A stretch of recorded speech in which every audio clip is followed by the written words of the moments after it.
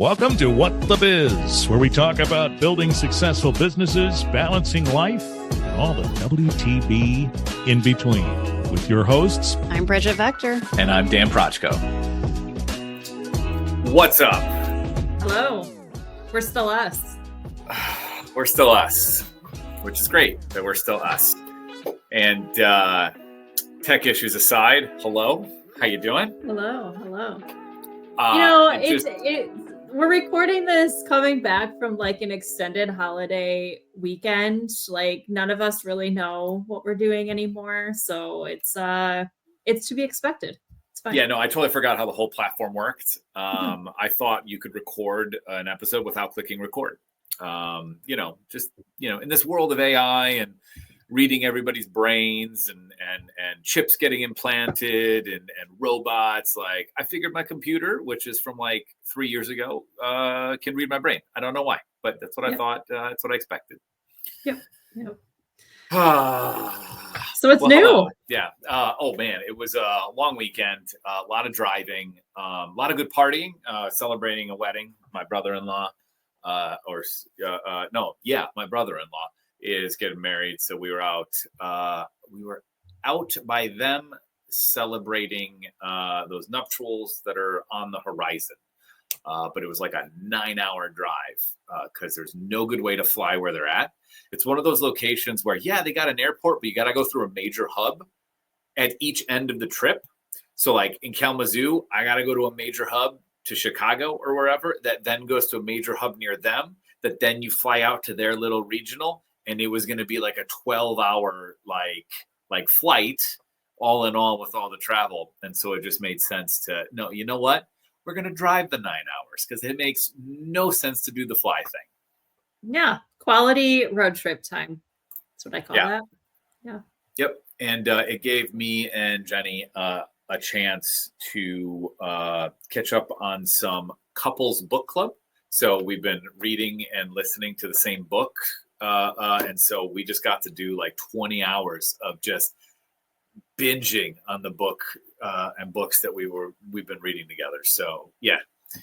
So that's awesome. Yeah. So that was a lot. That was fun. That was cool. Yeah. I like it. Yeah. How about you? Had a great weekend up north. Weather ended up cooperating. Nice and sunny. Some warmth during the day. Those cool nights to have the campfires and. I normally am a really big podcast listener or like book on tape while I read, not while I'm walking and reading, but like I put things on my earbuds when I'm walking. And this weekend I was very intentional, like when I took the dog for a walk or whatever, to not have earbuds in. And it's amazing what comes into your mind for ideas when you're actually in silence. Whether it's going to be great or bad or indifferent, I don't know, but holy ideas coming. So I encourage people to be in the silence a little bit, something that I don't do well with. And sometimes it's really good.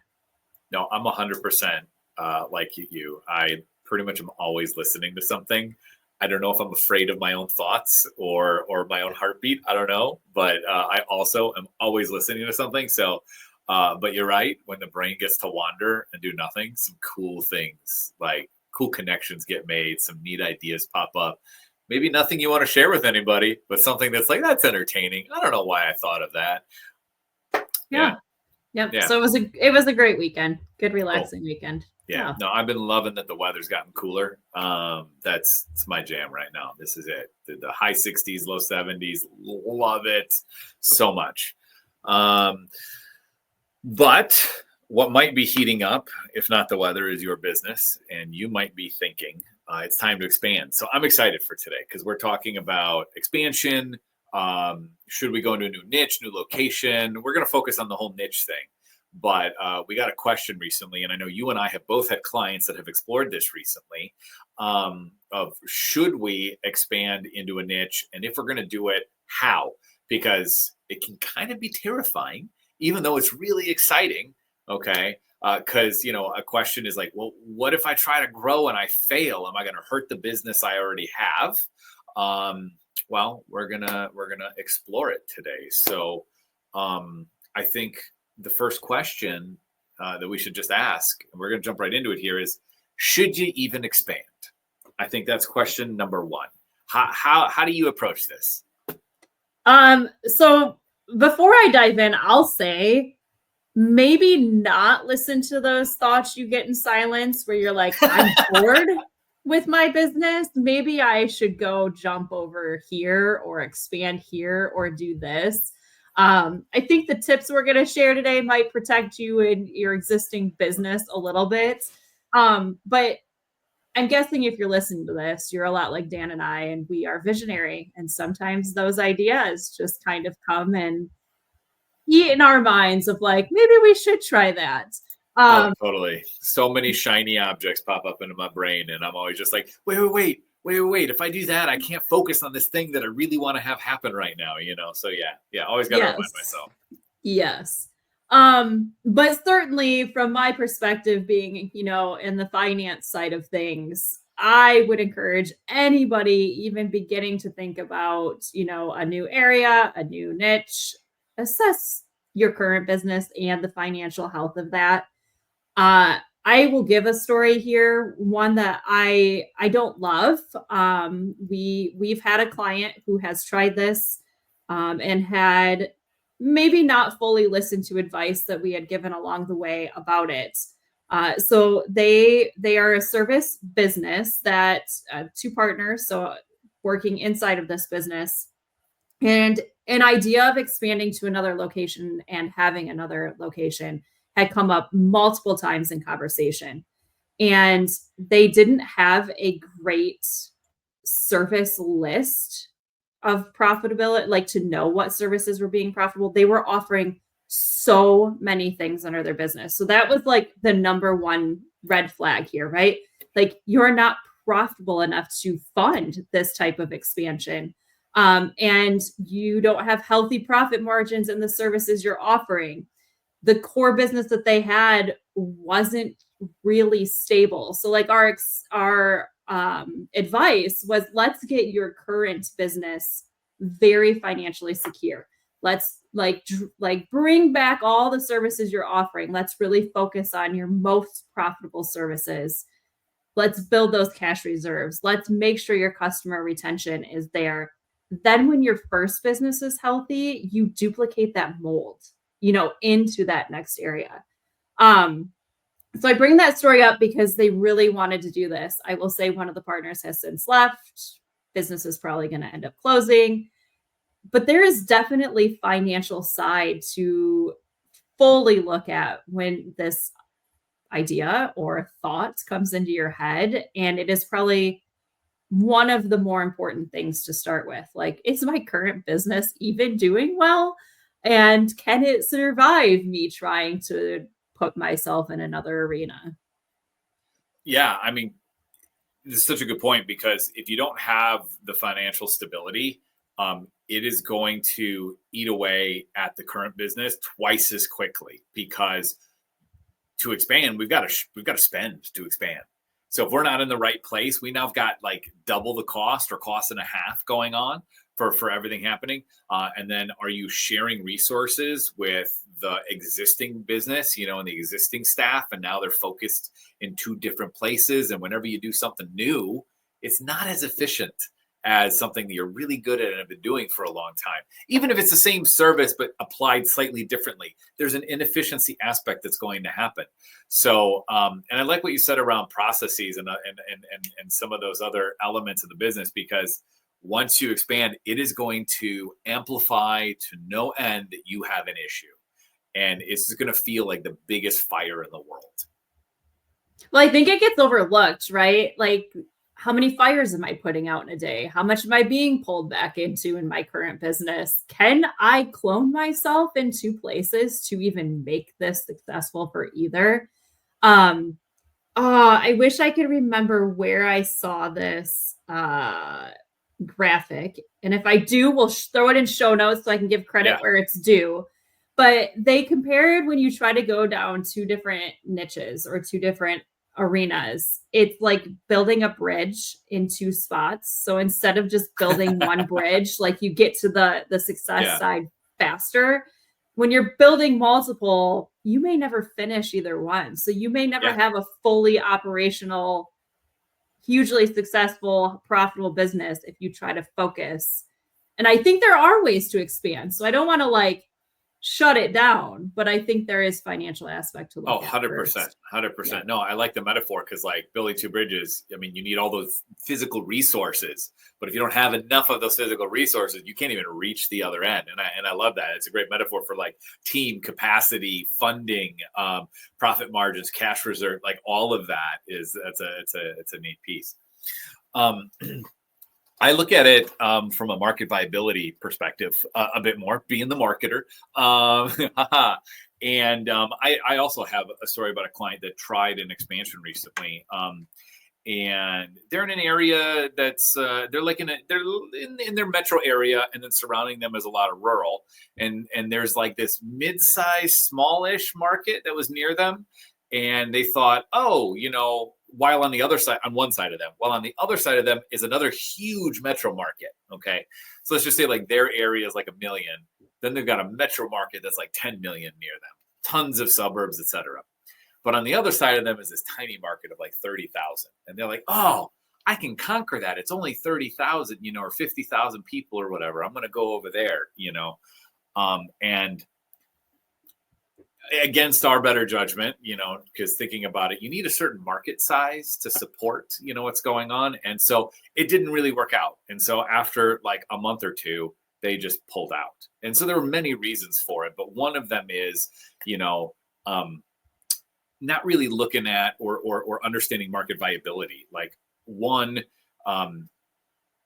is there enough of our target market in that area to even attract enough business to make what we're doing successful? And so this was an expansion into a new market, not really a niche, but it holds true. If you're going into a niche, are there enough people in that niche to support you? Okay.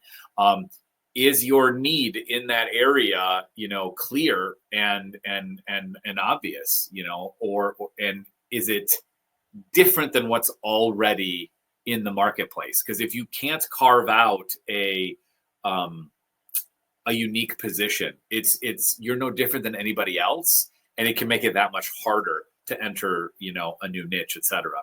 And so I guess what I'm saying is like this client kind of had a just because mentality, like we're expanding here just because we can, instead of taking that strategic look at, well, does it make sense from a financial, you know, growth perspective? Like there's enough businesses there, and two, from a we are doing something unique and better and can carve out a niche that people will recognize where we are different than what already exists.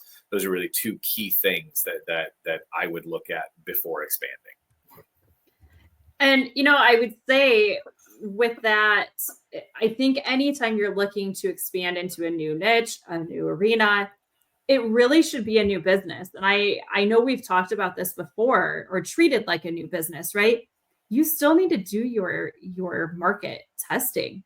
Like, is there a need and a desire and an audience for that? You should treat it just like you were when you were starting your current business, or maybe 5 businesses ago that you started. And alongside of that, it really should have its own budget, its own financials, like just a way that it is looked at individually, including the investment, right? Like what is it going to cost to launch this new service or this new product? What's it going to cost to get into this new niche? How long do we expect it'll take to become profitable? These are all things that I think new business owners think of, but once you have that established business, it's very easy to overlook some of this planning or forecasting or even risk management, right? What if it doesn't perform? Are we going to have thresholds for what we're considering performing or not performing? And when do we decide to pull the plug? Like, how do we protect our existing business and its financial health to not tank it with this new, you know, endeavor?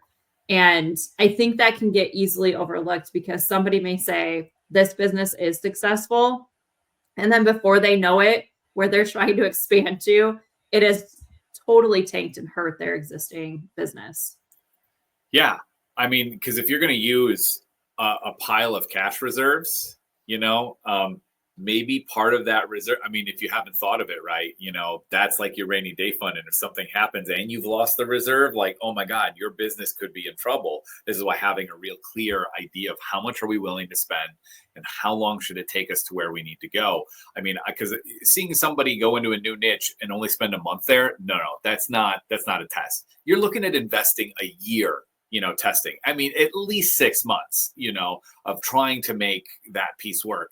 Because if you're only there for a few months, you close a few clients, meaning like you brought on a few clients in that niche. Maybe it's not enough like that you were hoping for, but what do you do with those clients? Now you just drop them because you don't want to serve that niche anymore. What does that do to those clients? Now they're going to talk about your business negatively and impact your current brand even more, whereas if you give it the runway it deserves, a year, possibly 2, depending on the industry and what you're doing, that gives you enough runway to build up that client base and identify, here are our areas of efficiency. Here's where our profit margin is. Here's the timeline to close for this niche, et cetera. And you really understand what's going on. And so when you think of it from that perspective of giving it enough time, you realize that, I have to invest a lot into this actually. It's not really like a 3-month test to see if this works or a 1-month piece. No, we need to support this in full because you're probably bringing on new employees. And like I said, you're supporting clients in a new niche that you don't want them to tank your current reputation. That's a lot at stake there. So treating this like, we're just going to dip our toe in the water. No, you have to go full in, but for a time frame. And then just understand that, like Bridget was saying, like you were saying, are really good ideas of like, what are the milestones we're thinking of hitting? And if we don't, what does that mean? Do we pivot? Do we not? I think without that planning, it's very easy to let it go too long, too far.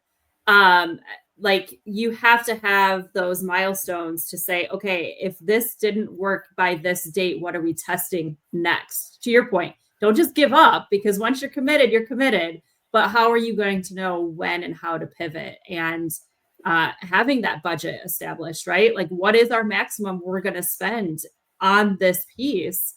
You can't continue to deviate away from that. So you have to make sure that you're sticking to that because you will hurt that initial business. Oh, totally. Yeah. Yeah. And the other side of it is just like the marketing piece of it. You're not marketing to a new niche. It's a niche that maybe you don't have authority in. You don't have name recognition in. There's a timeline for earning new clients in this new niche. I mean, you've got everything from, developing your marketing funnels for that niche, understanding how do we do sales for that new niche. So there's a timeline for that alone, where you might not get a first client in the first month even.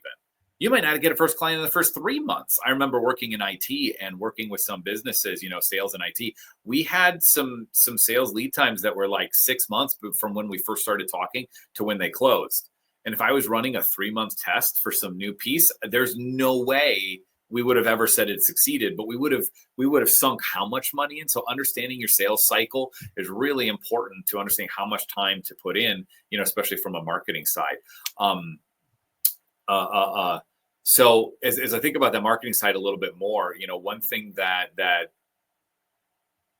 we noticed as we were researching for this is a concern was diluting the brand. And while that's possible, there are some ways around it. One is you don't have to actually put everything on your main site. You can create a sub-site that or a sub-page that maybe isn't listed on the main site that is dedicated to the industry. You could also create a sub brand, but I would say that's a little bit harder because now you're building a whole new brand. But you can create like a microsite for this new service for the new niche that speaks to them, that gives them the information they need that you can use during your test, so that you don't have to dilute everything on the homepage or on your main site and rewrite everything to target 2 industries. No, you can keep it contained, which I think is a really great way to think about it, so that as you communicate, you send everybody there from that niche. And that helps them feel like you're still talking to them, but everybody in your original niche and all your current clients are going to your main site and they're feeling taken care of. And then as you learn that this works, you can fold the two together slowly in a way that makes sense, so that now everybody is under the one umbrella on the one site, or your main marketing assets, etc. So you don't have to do it all gung-ho off the bat. There's a lot of awesome ways to take care of it where you can still treat it as a separate piece, and keep it separate. I look at this like I'm a huge believer in the like pre-sell or sell it before you like fully dive in. I think you should aim to always have at least 10 customers in the new arena that you're trying to enter. So whether that's testing, like you said, I love the idea of having pages that aren't on your main website. You can still have your brand, your identity, whatever on a site that you are just marketing only to your new niche, right? And you fill a wait list. Once you fill your wait list, or you get people opting into, if you're expanding to that niche, maybe creating a new service. I think about the client you mentioned trying to get into that new market. Like if there would have been, in my mind, some extra effort in saying, can we get enough pre-sold spots for this new location? It takes some of the risk out, because the market is telling you that there are people willing to pay for it. And don't, like, I would just say, don't lose like your business basics that come into play just because you're excited about expanding or growing into a new arena. That is such a great point, because we talked about this over and over again. We are perfectionists, a lot of us. We don't like to release things broken. And I'm not saying to do that here, but you don't have to have the perfectly polished, piece. It's, what is that bare minimum, or as we talk about it, entrepreneurs, the minimum viable product? What is that one thing that we need to make sure we launch? We just need a single landing page that has all the information. We need one salesperson that understands what this is. We need one brochure, to take with us or lease. What is that one thing that you actually need? And just fill a wait list before you even launch anything. Because that helps you understand that demand. I love that idea so much. How many times do we see like a coming soon, right? Like that is what that is. It's a test of the coming soon. Do you want to be the first one to know about it? 100%. Love it. Yeah. Absolutely love it. So, okay. So say we've gone through all of that. We've identified financially, structurally, we're sound. We've reviewed, market viability, we're good. And then we've put down that business plan. We've got the runtime. We figured out our milestones along the way. We've identified the marketing assets, sales assets we need, but it's just the minimum stuff. We're going to go ahead. We're going to launch. What are the things we need to think about? So I see this as kind of three areas. Sorry, I got something in my throat. Totally messing with me right here. But there's three things that I then focus on, is like operational performance is number one. Okay. Number two then becomes measuring success, so metrics. And then three is, what is the long-term vision? Because I think we have this, a lot of people think, oh man, this is a great idea, but we haven't thought that long-term vision enough, of where this is going. And rightfully so, because if you think too far in advance, you want to put too much in place at the beginning. So I love these three areas. So I would say under operational, when I'm thinking about that, there has to be some sort of outline of managing those two different business units. So if you're coming at this from a place where your current business unit is pretty much fully managed without you, I think the planning for this is a little bit different than if you are still actively involved in the management of the business unit that you currently have. If you're in both, you have to recognize and admit, like, you only have so many hours in a day. So where is your time split going to be? How much does the new one need you, and how much does the old one need you? And do you have the time for it? And kind of stick to how that's going to work. I think in planning, you may find I need additional team members. I need additional resources to handle both of those simultaneously without sacrificing the quality in that core business. And planning that is going to be so impactful, so that you don't find yourself saying, oh, cool, like I was already working 50 hours in the core business. Now I need 50 more over here. We all know that's not going to work long term. So there's definitely some great planning to go into that operational management piece. Totally. After that, measuring success, just understanding what are the key metrics. They're probably really similar to the niche you're currently running. You got your profit margins, your revenue, your close rates, your conversion rates, your time to deliver, all of those metrics. You're probably going to duplicate them, but you want to make sure that you're measuring them independently. You want to treat this. Yeah. You want to make sure that you're measuring this new niche as if it's standing alone. So many times as business owners, we have this existing infrastructure in place and we think, oh, I'm pretty much getting that for free, so I don't have to worry about measuring that. But it's not true, because to the point Bridget was just talking about with your operations, a person only has so much time. If you're using the same person for two different niches, you can't use them more in one of the niche because you're already splitting their time between the two. 40 hours is 40 hours. You can't get 60 hours out of 40. Like, it's just not possible. You're going to have to hire. So you have to account for that cost of existing infrastructure or existing capacity, existing, resources, materials, etc. Great story. I was just talking about and shared in a previous episode. Maybe I did. Had a client who we were working on new pricing for their products, and they did not want to share or take into account the current, like they run, they didn't want to take into account the cost of the production of that product, because they have a whole business where they sell to one industry, and then they were using some remnant a product to sell direct to consumer instead of into the industry. But they didn't want to take into account all of the production costs to create that product. They were just like, oh, we have this extra product, we're going to sell it, so it's pretty much pure profit. And it's just like, okay, I can't come up with good pricing for you if I don't understand the cost to produce the product. But they didn't want to share it. And so the truth is this client has no idea how profitable the product is. They have no idea if they can run promotions or discounts, and they have very little way of seeing any changes they have to make along the way. So basically, they're running this whole new profit center, this whole new niche blind. So you really want to make sure that you're focusing. And so to finish that thought, sorry, my brain is bouncing all over the place.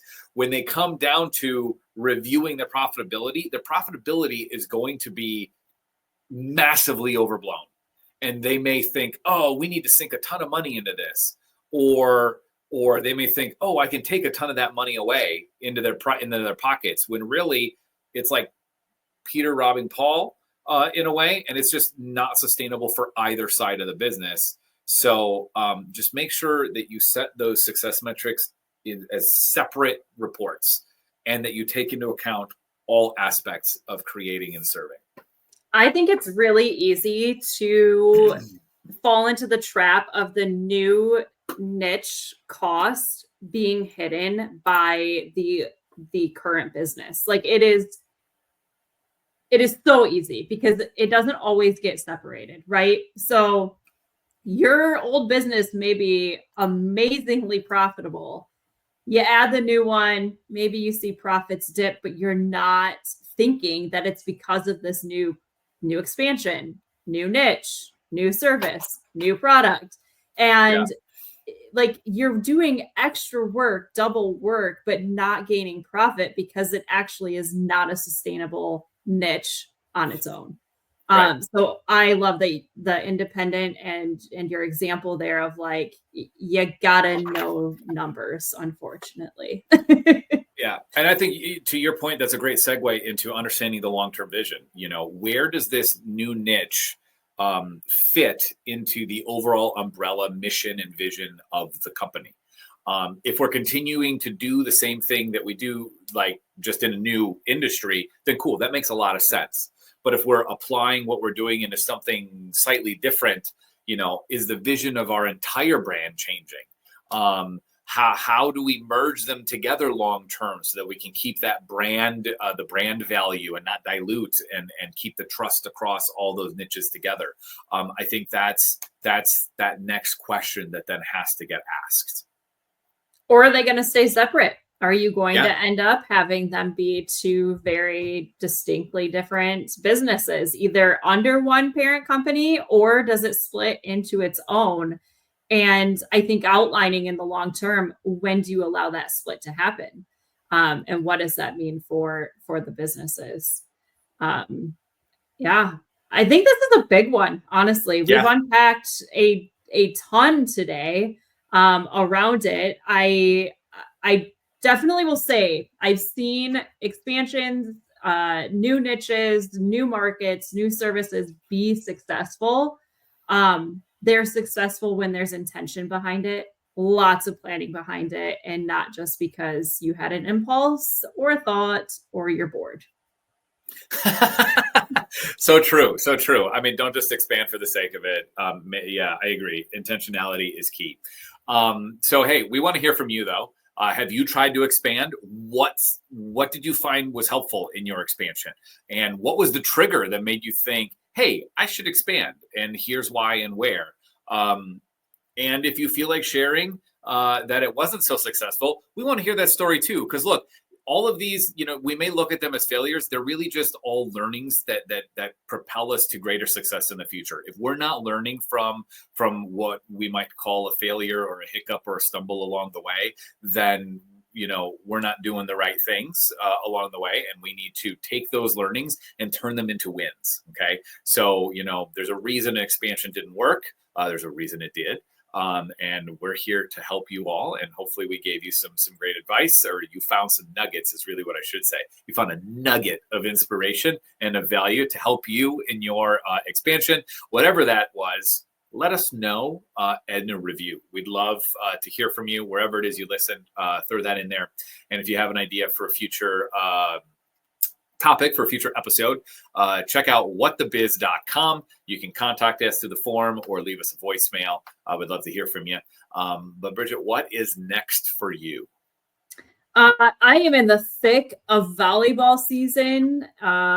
We are moving into tennis land with the youngest. So I'm in sports season now, while also trying to gravitate into all of our year-end planning with our clients. We have cleanups coming our way, and getting ready to release a pretty awesome resource on, how to tell if you're ready to grow into QuickBooks or a similar accounting software. Cool. Are you watching the U.S. Open? Have you been, with the whole tennis thing? Or they're not into it. That's not a thing yet. Okay. Not yet. Oh, cool. Oh, cool. I don't have much to say about the U.S. Open either. I was just curious how far the whole tennis fever has gone. No, this family's more excited. We're back to football time. So. There you go. I'll say I'm pretty excited on that too. As a University of Illinois alum, the Illini are ranked really high this year, and saw that first game. Feeling good. I know there's a second game that's going to happen, but it's after we record, so I can't talk about it yet because I don't know what's going to happen. But anyway, next for me is I got some family stuff coming up. Got that wedding in a couple weeks. I've got a baptism I'm going to, so it's just a lot of travel still, a lot more travel. I haven't had it's like 5 weekends in a row of travel, which just feels like a lot. So looking forward to that, relaxing for a minute, because then the holidays come and doing it all over again. So yeah, that's that. Cool. Well, thanks for joining us today. Looking forward to hearing from you and your topic ideas. Remember, it's whatthebiz.com, and we will see you in the next one.